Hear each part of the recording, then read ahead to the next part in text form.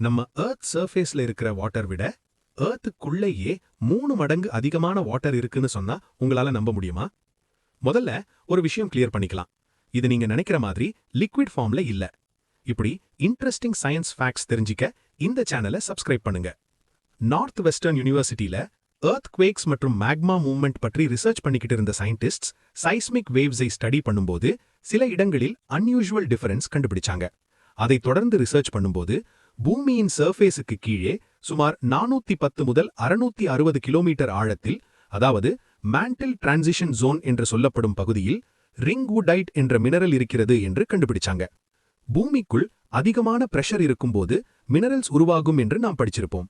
அதுபோல ரிங்வுடைட் என்ற மினரல் வாட்டரை மொலெகுலர் லெவல்ல ஸ்டோர் பண்ணி வைத்திருக்கலாம்னு சயின்டிஸ்ட் சொல்றாங்க. அதாவது சர்ஃபேஸ் லெவல்ல மட்டும் இல்லாம டீப்லயும் வாட்டர் சைக்கிள் நடக்குதுன்னு சயின்டிஸ்ட் நம்புறாங்க. இத பற்றி உங்கள் கருத்தை கமெண்ட்ஸ்ல சொல்லுங்க. அப்படியே இந்த வீடியோக்கு லைக் பண்ணிட்டு சப்ஸ்கிரைப் பண்ணுங்க. தேங்க்யூ.